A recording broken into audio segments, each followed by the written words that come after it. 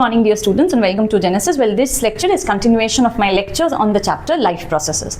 आज के lecture में we are going to understand transportation in human beings. Now transportation के पहले हमने respiration समझा है और हमने digestion समझा है. So अब हमें पता होना चाहिए कि exactly what are those things that will have to be transported in our body. और इस transportation को achieve करने के लिए we need a system. That means there are many organs who are going to work together to perform this. In the process of transportation, blood plays a very important role, and this blood is basically the circulatory fluid of our body. यही काम करता है transportation का. But apart from blood, there is another circulatory fluid also present in our body, which is called lymph. तो हम लोग इस section में blood and lymph को पढ़ने वाले हैं. So before we proceed, let's just quickly understand किन किन चीजों का transportation is required. So number one, definitely it is transport of oxygen. कहाँ से कहाँ? From lungs to different cells of the body. So it is the transportation of oxygen from lungs to various cells of the body by blood. Second is transport of carbon dioxide. कहाँ से? From different cells of the body back to the lungs by blood. क्योंकि lungs से जब हम exhale करेंगे, this carbon dioxide is going to be released out. Third is transportation of nutrients. जो small intestine में है, वहाँ से these nutrients are transported to various parts of body. और दो फंक्शंस में एक है ट्रांसपोर्टेशन ऑफ वेस्ट. हमारे हर एक सेल में after degradation of food particles कुछ प्रोडक्ट्स ऐसे प्रोड्यूस होते हैं which are not good for our body. They must be removed from the body. So इन्हें ले भेजा जाता है to the kidney and kidney performs this. And this removal of waste, the waste that I am talking about, they are nitrogenous waste. They are very dangerous for our body. इन्हें हमें confuse नहीं करना चाहिए with the fecal matter that our body produces. Fecal matter is undigested food that is given out through the anus, alag. But when we talk about nitrogenous waste, this is removed along with our urine. So all the nitrogenous waste from different cells of the body, they get collected and then they are sent to the kidney. और ये काम कौन करता है? Again, it is done by blood. और एक चीज भी होता है, it is the transport of various hormones. हम लोग इन्हें डिटेल्स में पढ़ने वाले हैं.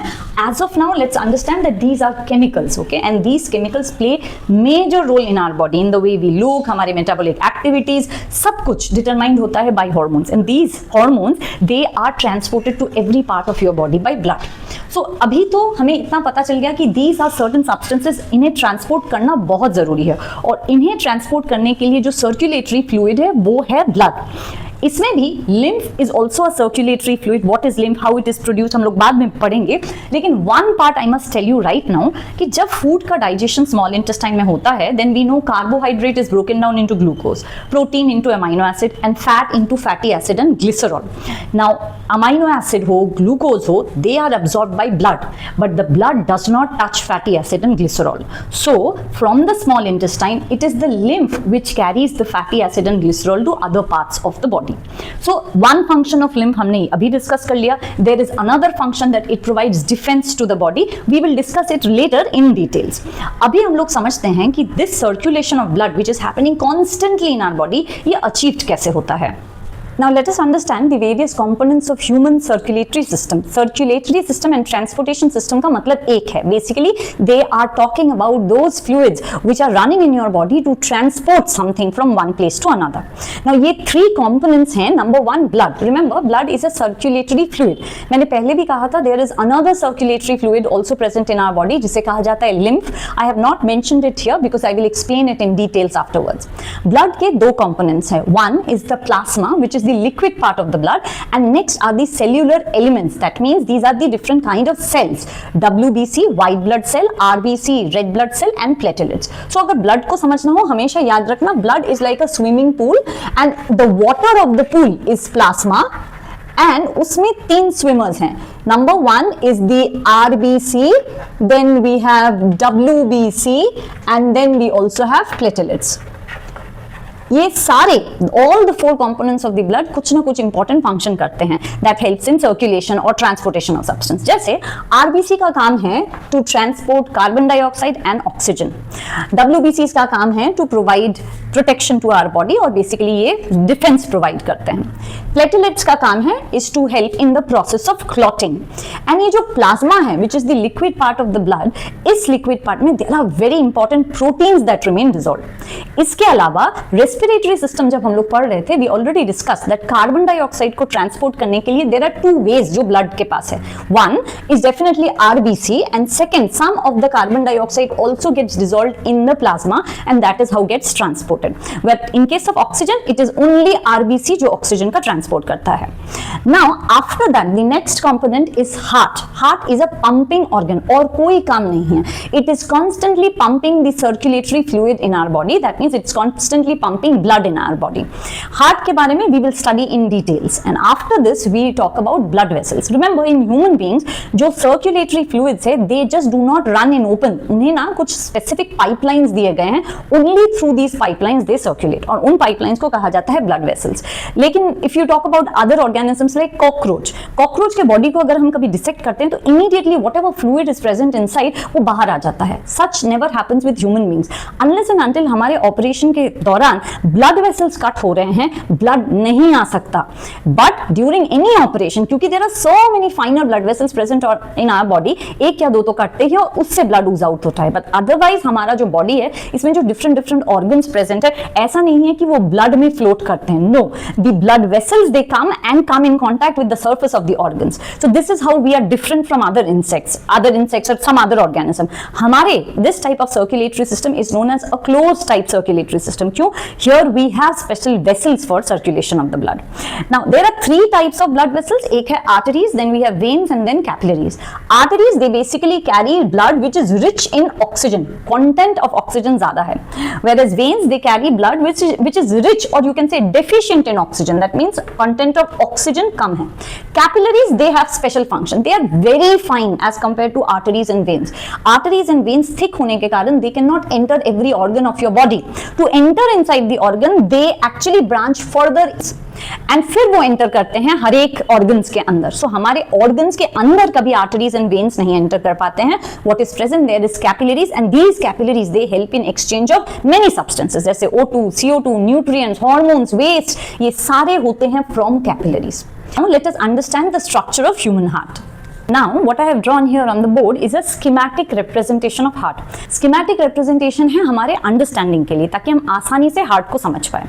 Now, remember, when we talk about heart में total 4 chambers हैं, and here we are only talking about human heart right now. और ये चारों chamber एक दूसरे से separated हैं, so there is no continuity between.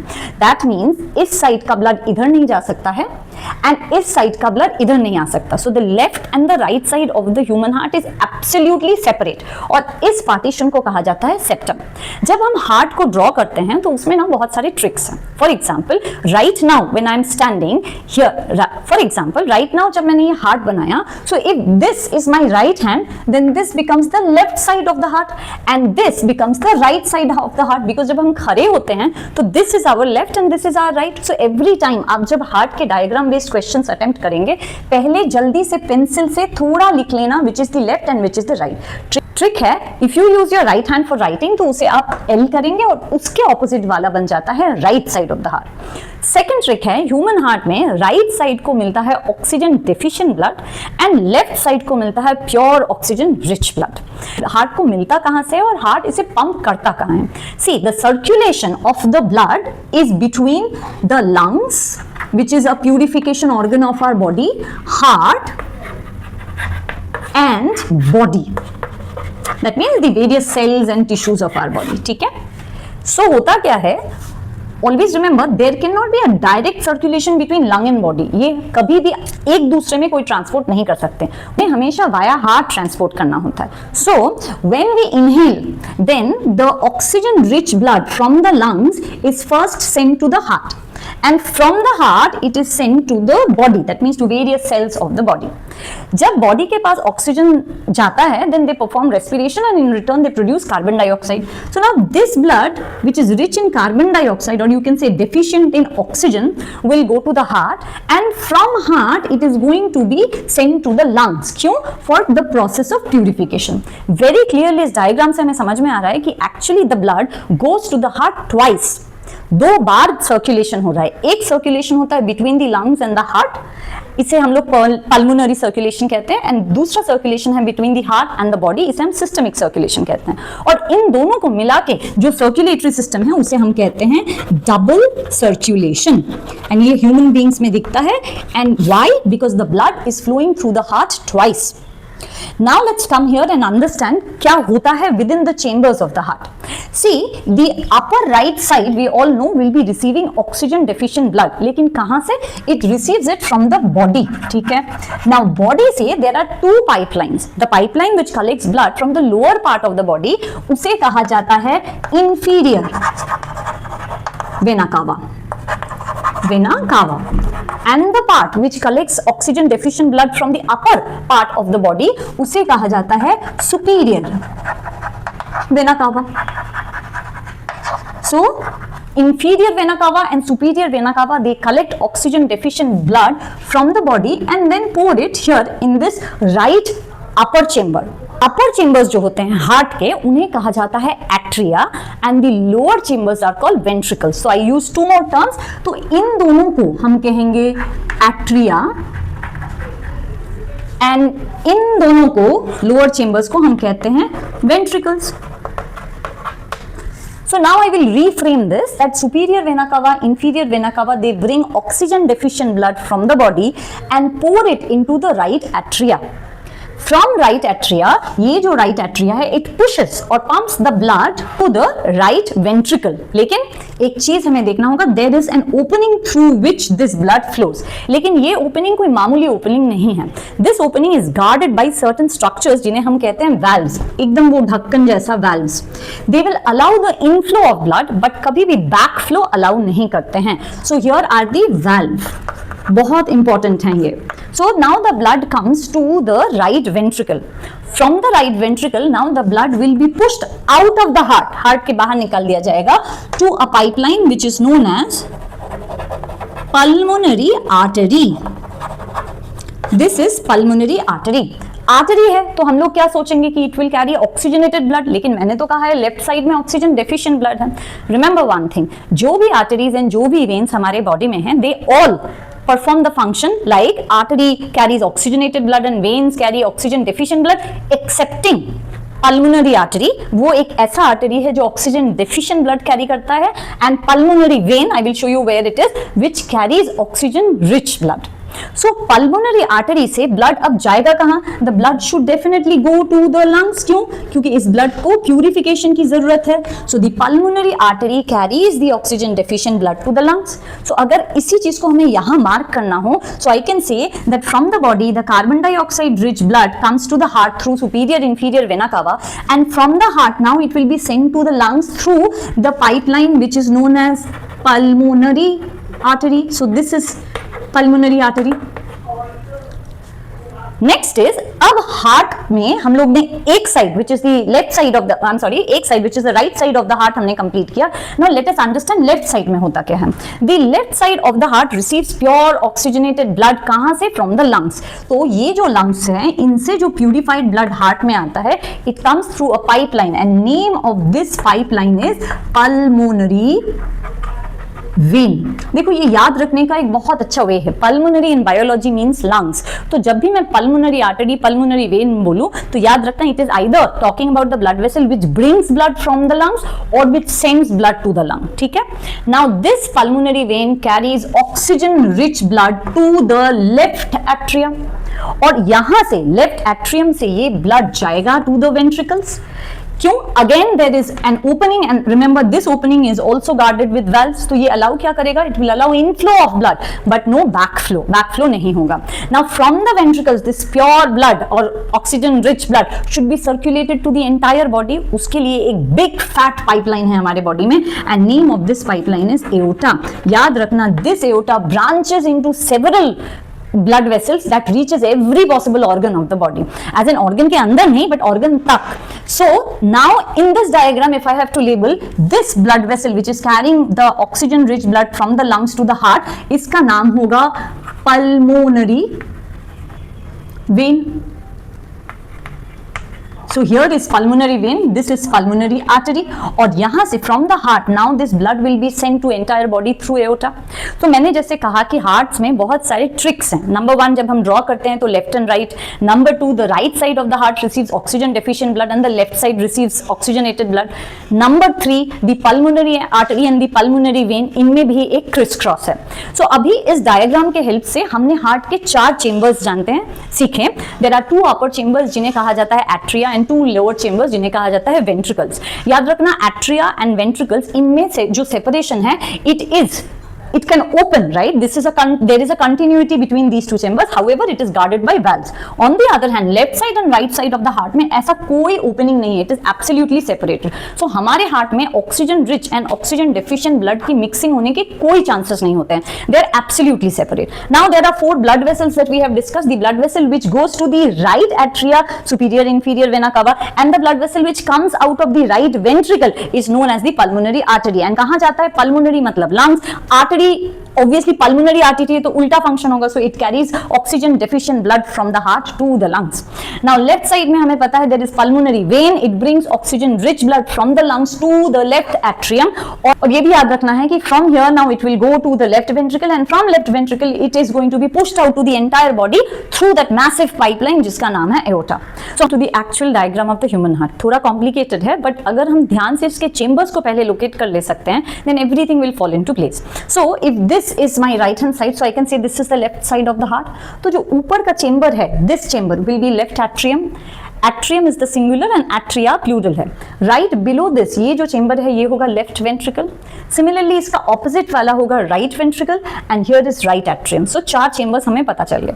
This part is the separation between the left and the right side. उसको हम कहते हैं septum.